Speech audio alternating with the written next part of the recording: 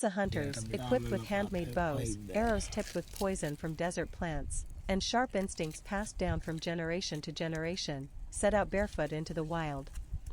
They track game with stunning precision, reading footprints, scents, and animal calls in a way that only comes from living in harmony with nature. After a successful hunt, the tribe returns to camp where the real magic begins. Over an open fire, the catch is cleaned and cooked with care. Wild tubers are roasted, honey is gathered fresh from the trees, and fruits and herbs are collected from the surrounding bush. There are no spices, no modern utensils, just fire, hands, and heart. As the food is shared, the Hadzabe break into joyful dance. The beat of drums, the rhythm of clapping hands, and the power of song fill the evening air. Dancing is more than celebration, it's storytelling, it's community, it's their soul. Young children watch, learn, and join in. Elders lead with grace, passing down knowledge without books or screens, only through doing, seeing, and feeling. There is no electricity, no Wi-Fi, no concrete buildings. Yet here in the wild, under the stars, is a life full of connection, peace, and purpose. This is the Hadzabe way, pure, wild, human. Witness the beauty of hunting, cooking, dancing, and eating in perfect harmony with the earth. The Lanterns of Willowmere, Chapter 2, The River of Whispers. The lanterns drifted steadily down the moonlit river, their lights shimmering like a living constellation mirrored upon the water. Children ran along the banks, their laughter mingling with the soft hum of the night insects. Somewhere in the grove, a flute began to play, a tune as old as Willowmere itself, gentle and haunting, like the sigh of the wind through the trees. Mira lingered at the edge of the crowd, cradling her grandmother's shawl around her shoulders. The air was cool, scented with wild mint and distant rain. She watched her lantern, her dream, float further and further away, the glass glowing softly with a pale golden light. "Do you see it, child?" her grandmother asked, her voice a quiet murmur. Mira nodded. "It feels alive." Her grandmother smiled, wrinkles deepening like the rings of an ancient tree. "Because it is. Each lantern carries more than fire. It carries a piece of us, our hopes, our memories. And sometimes, the river carries them somewhere, unexpected." As the night deepened, whispers began to rise from the water. Mira leaned closer, unsure if she imagined it. Words like threads of wind seemed to drift past her ears, fragments of wishes, half-remembered songs, secrets too soft to speak aloud. The elder Tomlin moved through the crowd, lighting incense at small stone altars along the shore. "Listen," he called, "for the river speaks on nights like these." Mira closed her eyes and listened. She heard a wish for a lost love to return. A child's hope for a new pony come spring. An old hunter's prayer for his failing eyes. And beneath it all, something deeper, a melody, low and distant, calling her name. Her breath caught. No one else seemed to hear it. The river's glow brightened for a moment, and Mira felt her heart tug as if the current itself had reached out to her. Her grandmother placed a hand on her shoulder. "Some lanterns," she whispered, "do not drift away by chance. Sometimes they choose their keeper." Myra's lantern had paused midstream, circling slowly as though waiting. Then, without warning, the current pulled it toward the far bend, the place where the river disappeared into the dark forest, a place few from Willowmere dared to go after nightfall. A hush swept the villagers. Even the flute stopped. Mira felt a thrill of fear and wonder.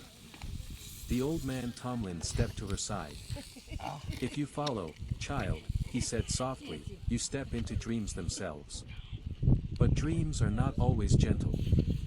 Mira took a deep breath, her fingers tightening around the shawl. "Then I will follow. A dream that calls my name must be meant for me."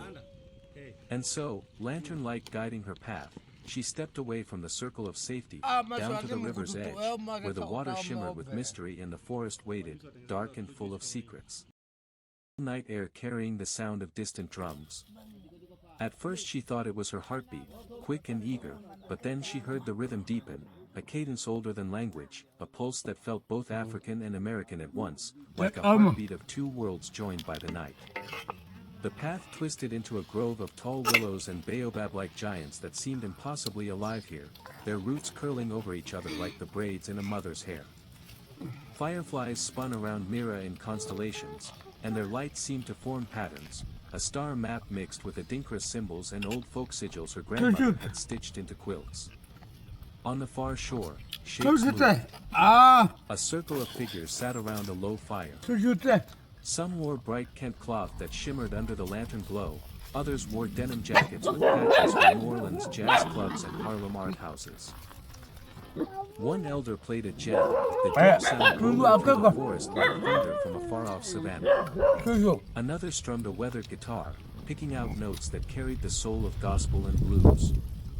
Mira stepped closer, and one of them, an old woman with cowrie shells braided into her hair, looked up and smiled. "Ah, child of lanterns," she said in a lilting tone that carried both the softness of the river and the strength of the desert wind. "We have been waiting for you." The others nodded.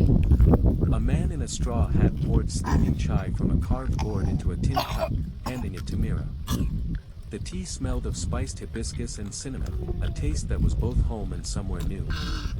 "Who are you?" Mira whispered. "We are the Dream Walkers," said a young woman whose voice sang with the rhythm of Harlem nights. "Our ancestors crossed oceans, some by choice, some by chains, but we carry lanterns too. When Willowmere lights its dreams, we hear them across the water." Myra's lantern drifted into the circle, its glow now mingling with dozens of others, some shaped like African calabashes, others like mason jars with fireflies caught inside, all carrying dreams written in many tongues. They began to hum together, a song rising like smoke. A Zulu lullaby met a Mississippi gospel refrain. A chorus golden strings intertwined with a blues harmonica's sigh. Drums and guitar, ancient and modern, African and American, merging into one heartbeat. Mira felt her own heartbeat join in, and suddenly she saw visions. Golden fields of millet under African suns. Lanternlit porches in the deep south, where grandmothers rocked and told stories. Markets alive with spices and laughter.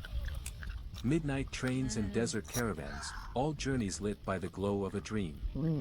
The old woman with the cowries touched Myra's lantern. "Take this light," she said. "Carry both worlds in you. Tell their stories. Let them dance together." Mira nodded, tears bright in her eyes.